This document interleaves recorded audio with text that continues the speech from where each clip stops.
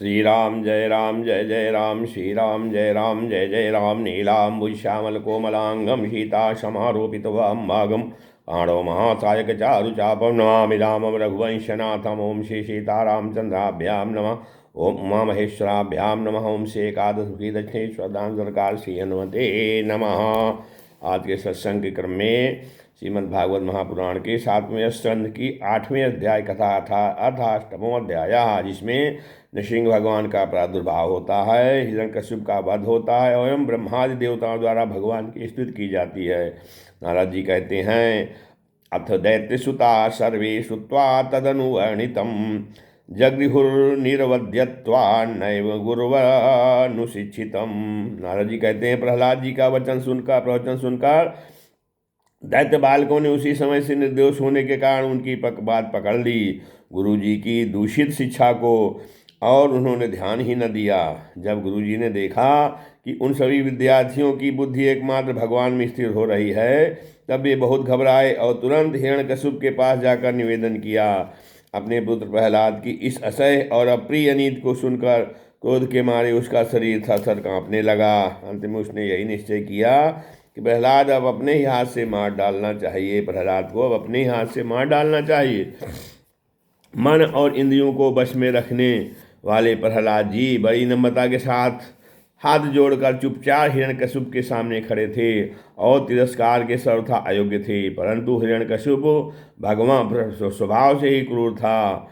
वह पैर की चोट खाए हुए सांप की तरह फुफकारने लगा। उसने उनकी ओर पाप भरी टेढ़ी नजर से देखा और कठोर वाणी से डांटते हुए कहा, मूर्ख, तू बड़ा उद्दंड हो गया है, स्वयं तो नीच है ही, अब हमारे कुल के और बालकों को भी फोड़ना चाहता है। तूने बड़ी ढिठाई से मेरी आज्ञा का उल्लंघन किया है। आज ही तुझे यमराज के घर भेजकर इसका फल चखाता हूँ। मैं तनिक सा क्रोध करता हूँ तो तीनों लोक और उनके लोकपाल कांप उठते हैं। फिर मूर्ख, तूने किसके बलबूते पर निडर की तरह मेरी आज्ञा के विरुद्ध काम किया है। प्रहलाद जी ने कहा, न केवलम में भवतश्च राजन सवै बलम बलिनाम चापरेशाम परे अवरे अमी स्थिर जंगमाये ब्रह्मादयो ये निवसम प्रणीता। तो प्रहलाद जी ने कहा, दैत्यराज, ब्रह्मा से लेकर तिनके तक सब छोटे बड़े चर जीवों को भगवान ने ही अपने बस में कर रखा है। न केवल मेरे और आपके बल, संसार के समस्त बलवानों के बल भी केवल वही हैं। स ईश्वरः काल उरुक्रमो असाहो जह सहा सत्व बलेन्द्रियात्मा स एव विश्वं परमः स्वशक्तिभिः सृजत्यवत्यत्ति गुणत्रयेशः। और कहते हैं प्रहलाद जी कि वे ही भगवान महापराक्रमी सर्वशक्तिमान प्रभु काल हैं तथा समस्त प्राणियों के इंद्रिय बल, मनोबल, देह बल, धैर्य एवं इंद्रिय भी वही हैं। वही परमेश्वर अपनी शक्तियों के द्वारा इस विश्व की रचना, रक्षा और संहार करते हैं। वे ही तीनों गुणों के स्वामी हैं। आप अपना यह आसुर भाव छोड़ दीजिए, अपने मन को बस सबके प्रति सम्मान बनाइए। इस संसार में अपने वश में न रहने वाले कुमारगामी मन के अतिरिक्त और कोई शत्रु नहीं है। मन में सबके प्रति क्षमता का भाव लाना ही भगवान की सबसे बड़ी पूजा है। जो लोग अपने सर्वस्व लूटने वाले इंशा इंद्रिय रूपी डाकुओं पर तो पहले विजय नहीं प्राप्त करते और ऐसा मानने लगते हैं कि हमने 10 दिशाएं जीत ली, वे मूर्ख हैं। हाँ, जिस ज्ञानी एवं जितेंद्रीय महात्मा ने समस्त प्राणियों के प्रति क्षमता का भाव प्राप्त कर लिया, उसके अज्ञान से पैदा होने वाले काम, क्रोधादि शत्रु भी मर मिट जाते हैं। फिर बाहर के शत्रु तो रहे ही कैसे। अब हिरण्यकश्यप ने कहा कि मंदबुद्धि, तेरे बहकावे क्योंकि भी अब हद हो गई है। यह बात स्पष्ट है कि अब तू मरना चाहता है, क्योंकि जो मरण चाहते हैं वे ही ऐसी बेसिर पैर की बातें बका करते हैं। यस्त्वया मंद भाग्योक्तो मदन्यो जगदीश्वरः क्वासो यदि स सर्वत्र कस्मात् स्तंभे न दृश्यते। अभागे, तूने सिवा जो और किसी को जगत का, तूने मेरे सिवा जो और किसी को जगत का स्वामी बतलाया है, सो देखूं तो तेरा वह जगदीश्वर कहाँ है? अच्छा, क्या कहा? वह सर्वत्र है, तो इस खंभे में क्यों नहीं दिखता? अच्छा, तुझे इस खंभे में भी दिखाई देता है। अरे तू क्यों इतनी डींग हाँक रहा है? मैं अभी अभी तेरा सिर घर धड़ से अलग किए देता हूँ, देखता हूँ तेरा वह सर्वस्व हरि जिस पर तुझे इतना भरोसा है, तेरी कैसे रक्षा करता है। इस प्रकार वह अत्यंत बलवान महादैत्य भगवान के परम प्रिय प्रहलाद को बार बार खिड़खिड़कियाँ देता और सताता रहा। जब क्रोध के मारे वह अपने को रोक न सका, तब हाथों में खड्ग लेकर सिंहासन से कूद पड़ा और बड़े जोर से उस खम्भे को एक घूंसा मारा। तदैव तस्मिन् निदधोति भीषणो बभूयेनाण्डकटाहमस्फुटत् यं वै स्वधिष्णुयोपगतं त्वजाधयः श्रुत्वा स्वधामाप्यमङ्गमेनिरे।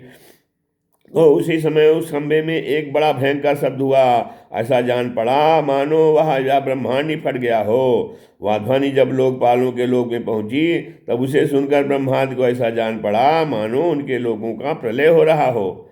हिरण्यकशिपु प्रहलाद को मार डालने के लिए बड़े जोर से झपटा था, परंतु दैत्य सेनापतियों को भी भय से कंपा देने वाले उस अद्भुत और अपूर्व घोर शब्द को सुनकर वह घबराया हुआ सा देखने लगा। यह शब्द करने वाला कौन है? परंतु उसे सभा के भीतर कुछ भी दिखाई ना पड़ा। इसी समय अपने सेवक प्रहलाद और ब्रह्मा की वाणी सत्य करने और समस्त पदार्थों में अपनी व्यापकता दिखाने के लिए सभा के भीतर उसी खंभे में बड़ा ही विचित्र रूप धारण करके भगवान प्रकट हुए। वह रूप न तो पूरा पूरा सिंह का ही था और न मनुष्य का ही। तो जिस समय हिरण्यकश्यप शब्द करने वाले की इधर उधर खोज कर रहा था, उसी समय खंभे के भीतर से निकलते हुए उस अद्भुत प्राणी को उसने देखा। वह सोचने लगा, नायम मृगो नापि नरो विचित्र अहो किमे तन्न मृगेन्द्र रूपम। अहो, या ना तो मनुष्य और न पशु, फिर या नृसिंह के रूप में कौन सा अलौकिक जीव है? जिसमें हिरण्यकश्यप इस उधेड़ बुन में लगा हुआ था, उस समय उसके बिल्कुल सामने ही नृसिंह भगवान खड़े हो गए। बोलो नृसिंह भगवान की जय।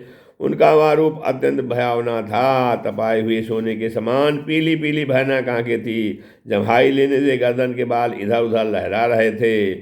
दाढ़ें बड़ी विकराल थीं, तलवार की तरह लपलपाती हुई। छुरे की धार के समान जीभ थी। टेढ़ी भौं से उनका मुख और भी दारुण हो रहा था। कान निश्चल एवं ऊपर की ओर उठे हुए थे। फूली हुई नासिका और खुला हुआ मुंह पहाड़ की गुफा के समान अद्भुत जान पड़ता था। फटे हुए जबड़ों से उसकी भयंकरता बहुत बढ़ गई थी। विशाल शरीर स्वर का स्पर्श कर रहा था। गर्दन कुछ नाटी और मोटी थी, छाती चौड़ी और कमर बहुत पतली थी। चंद्रमा की किरणों के समान सफ़ेद रोएं सारे शरीर पर चमक रहे थे। चारों ओर सैकड़ों भुजाएं फैली हुई थी, जिनके बड़े बड़े नख आयुष का काम देते थे। उनके पास फटकने तक साहस किसी को न होता था। चक्र आदि अपने निज आयु तथा वज्र आदि अन्य शेष शस्त्रों के द्वारा उन्होंने सारे दैत्य दानों को भगा दिया।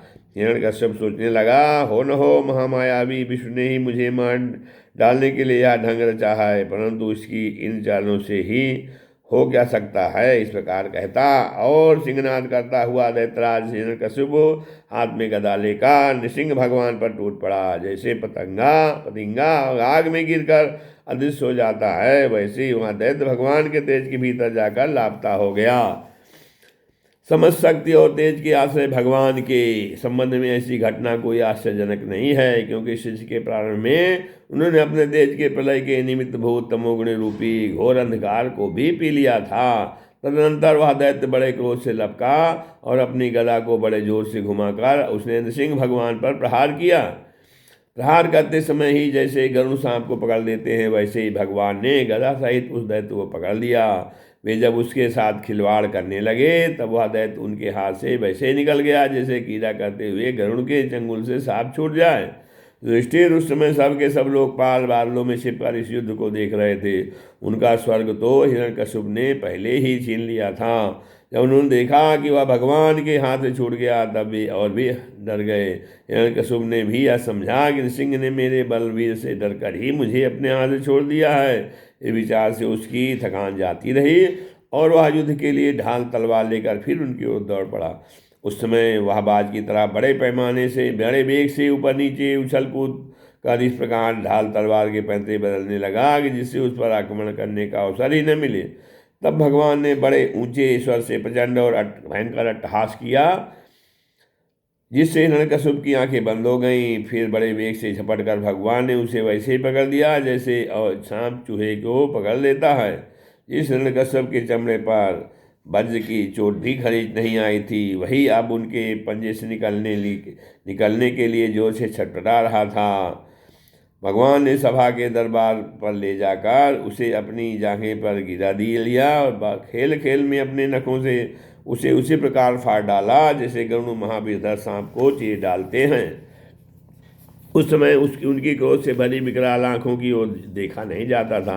वे अपनी लपलपाती हुई जीभ से फैले हुए मुंह के दोनों कोने काट रहे थे। खून के छींटों से उनका मुंह और गर्दन के बाल लाल हो रहे थे। हाथी को मारकर गले में हाथों की माला पहने हुए मृगराज के समान उनकी शोभा हो रही थी। उन्होंने अपनी तीखे नखों से हिरण्यकश्यप का कलेजा फाड़कर उसे जमीन पर पटक दिया था। उसमें हजारों दैत्य दानव हाथों में शस्त्र लेकर भगवान पर प्रहार करने के लिए आए, पर भगवान ने अपनी भुजा रूपी सेना से, लातों से और नख रूपी शस्त्रों से चारों ओर खदेड़ खदेड़ कर उन्हें मार डाला। युधिष्ठिर उस समय भगवान सिंह के गर्दन के बालों की फटकार से बादल तितर बितर होने लगे। उनके नेत्रों की ज्वाला से सूर्य आदि ग्रहों का तेज फीका पड़ गया। उनके श्वास के धक्के से समुद्र क्षुब्ध हो गए।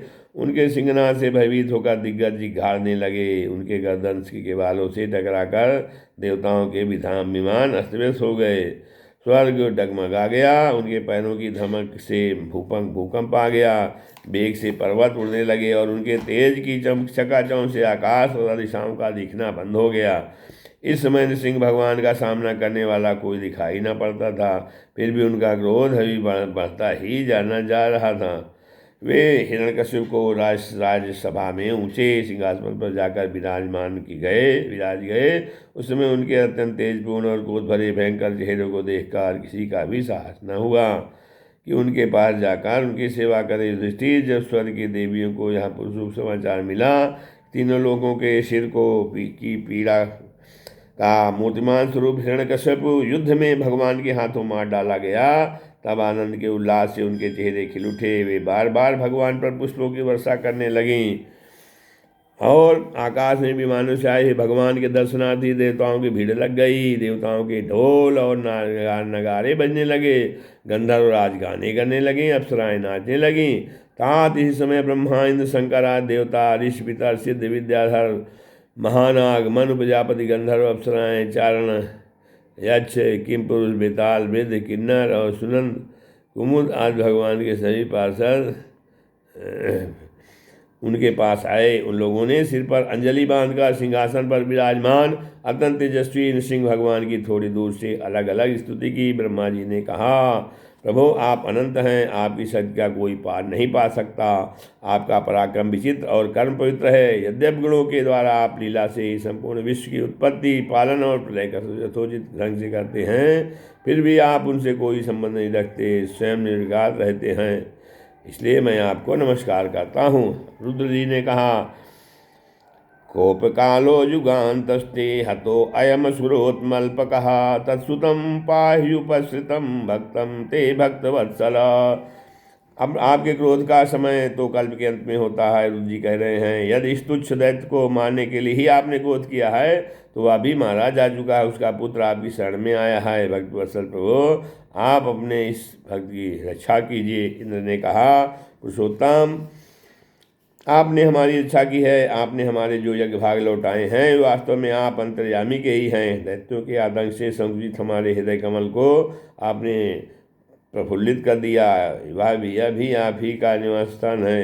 यह जो स्वर्ग आदि का राज हम लोगों को पुनः प्राप्त हुआ है, यह सब काल का ग्रास है। जो आपके सेवक हैं उनके लिए यह है ही नहीं, है ही क्या? स्वामीन, जिन्हें आपकी सेवा की चाह है वे मुझ का भी आदर नहीं करते, फिर अन्य लोगों की तो उन्हें आवश्यकता ही क्या है? ऋषि ने उन्हें कहा, पुरुषोत्तम आपने तपस्या के द्वारा ही अपने में लीन हुए जगत की फिर से रचना की थी और कृपा करके उसी आत्म तेजा स्वरूप श्रेष्ठ तपस्या का उपदेश आपने हमारे लिए भी किया था। इस दैत्य ने उसी तपस्या का उच्छेद कर दिया था। शरणागत वत्सल, उस तपस्या की रक्षा के लिए अवतार ग्रहण करके आपने हमारे लिए फिर से उसी उपदेश का अनुमोदन किया है। फिर पितरों ने कहा, प्रभु हमारे पुत्र हमारे लिए पिंडदान करते थे या उन्हें बलात् छीन कर खा जाता था। जब वे पवित्र तीर्थ में या संक्रांति आदि के अवसर पर नैमित्तिक तर्पण करते या तिलांजन देते तब उसे भी यह पी जाता। आज आपने अपने नखों से उसका पेट फाड़कर यह सबका सब लौटा कर मानो हमें दे दिया। आप समस्त धर्मों के एकमात्र रक्षक हैं। नृसिंहदेव, हम आपको नमस्कार करते हैं। सिद्धों ने कहा, नृसिंहदेव, इस दुष्ट ने अपने योग और तपस्या के बल से हमारी योग सिद्ध गति छीन ली थी। आप अपने नखों से आपने इस घमंडी को फाड़ डाला। हम आपके चरणों में विनीत भाव से नमस्कार करते हैं।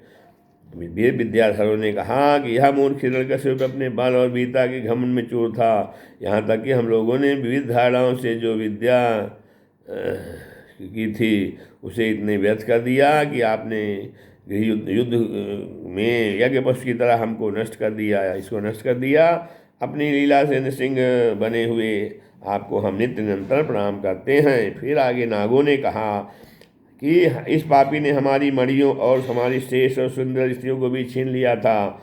आज उसकी छाती फाड़कर आपने हमारी पत्नियों को बड़ा आनंद दिया है। प्रभु, हम आपको नमस्कार करते हैं। मनुओं ने कहा, देवासदेव, हम आपके आज्ञाकारी मनु हैं। इस दैत्य ने हम लोगों को धर्म मर्यादा भंग कर दी थी। आपने इस दुष्ट को मारकर बड़ा उपकार किया है। प्रभु, हम आपके सेवक हैं, आज्ञा कीजिए, हम आपकी क्या सेवा करें। प्रजापतियों ने कहा, परमेश्वर, आपने हमें प्रजापति बनाया था, परंतु इसके रोक देने से हम इस प्रजा की शिष्ट नहीं कर सकते थे। आपने इसकी छाती फाड़ डाली और यह जमीन पर पटक कर सौदा के लिए सो गया। जमीन पर सौदा के लिए सो गया। सत्य में सत्यमय मूर्ति धारण करने वाले प्रभु, आपका यह अवतार संसार के कल्याण के लिए है। गंधर्वों ने कहा, प्रभु, हम आपके नाचने वाले, अभिनय करने वाले और संगीत सुनने वाले सेवक हैं। इस दैत्य ने अपने बल, वीर और पराक्रम से हमें अपना गुलाम बना रखा था। इसे आपने इस दशा को प्राप्त किया। सच है, कुमार से चलने वाले का भी क्या कभी कल्याण हो सकता है। चारणों ने कहा, प्रभु, आपने सज्जनों के हृदय को पीड़ा पहुंचाने वाले इस दुष्ट को समाप्त कर दिया। इसलिए हम आपके उन चरण कमलों की शरण में हैं, जिनके प्राप्त होते ही जन्म मृत्यु रूप संसार चक्र से छुटकारा मिल जाता है। यक्षों ने कहा, भगवान, आपने शेष कर्मों के कारण हम लोग आपके सेवकों में प्रधान गिने जाते थे, परंतु हिरण्यकश्यप ने हमें अपनी पालकी ढोने वाला कहार बना दिया। हम प्रकृति के नियामक परमात्मा, इसके कारण होने वाले अपने निज जनों के कष्ट जानकर ही आपने इसे मार डाला है। किम पुरुषों ने कहा, हम लोग अत्यंत तुच्छ किम पुरुष हैं और आप सर्वशक्तिमान महापुरुष हैं। जब सत्पुरुषों ने इसका तिरस्कार किया, इसे धिक्कारा, तभी आज आपने इस कुपुरुष असुराधम को नष्ट कर दिया। फिर वैतालिकों ने कहा, भगवान, बड़ी बड़ी सभाओं और ज्ञान यज्ञों में आपके निर्मल यश का गान करके हम बड़ी प्रतिष्ठा पूजा प्राप्त करते थे। इस दुष्ट ने हमारी यहाँ जो आजीविका ही नष्ट कर दी थी। बड़े सौभाग्य की बात है कि महारोग के समान इस दुष्ट को आपने जड़मूल से उखाड़ दिया। किन्नरों ने कहा, हम किन्नर गण आपके सेवक हैं। यह दैत्य हमसे बेगार में ही काम लेता था। भगवान, आपने कृपा करके आज इस पापी को नष्ट कर दिया। प्रभु, आप इस प्रकार हमारा अभ्युदय करते रहें। भगवान के पार्षदों ने कहा, शरणागत वत्सल, संपूर्ण लोगों को शांति प्रदान करने वाला आपका यह अलौकिक नृसिंह रूप हमने आज ही देखा है। भगवान, यह दैत्य आपका वही आज्ञाकारी सेवक था जिस सनकादि ने शाप दे दिया था। हम समझते हैं कि आपने कृपा करके इसके उद्धार के लिए ही इसका वध किया है। इस श्रीमद्महाभागवते महापुराणे पारमहंस्यां संहितायां सप्तम स्कंदे प्रहलादोनुच्यते दैत्यराज वधे नृसिंहस्तवो नाम 8वां अध्यायः। श्री राम जय राम, जय जय राम। श्री